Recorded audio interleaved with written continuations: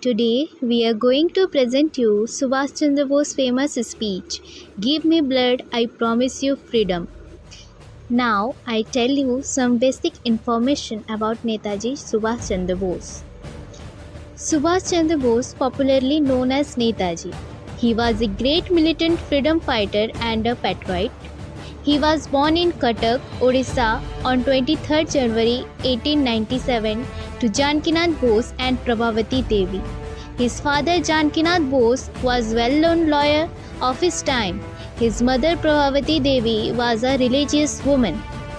Netaji fought for India's freedom with bravery. He was also participated in civil disobedience movement. In 1923, he was elected President of All India Youth Congress as well as Secretary of Bengal State Congress.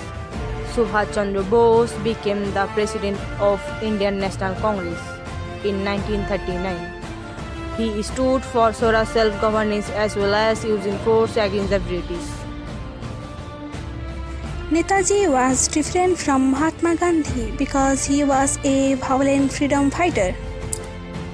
The Azad Hind Fauj was formed by Netaji Subhash Chandra Bose in 1942 to control of Indian National Army and was able to recognize the fledgling army and organize massive support among the expatriate Indian population in Southeast Asia.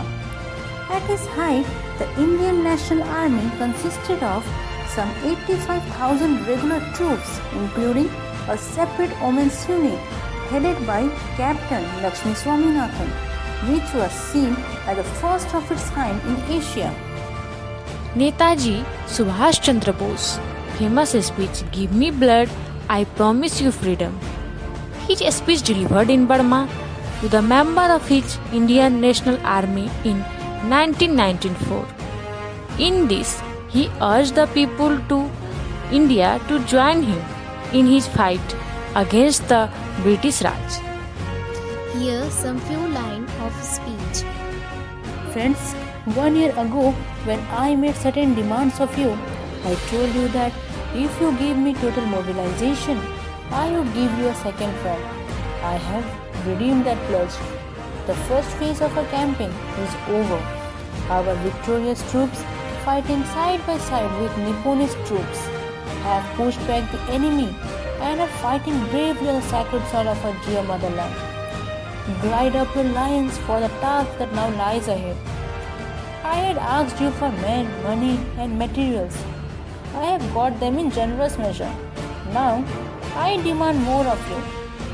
Men, money, and materials have the motive power that will inspire us to brave deeds and heroic exploits.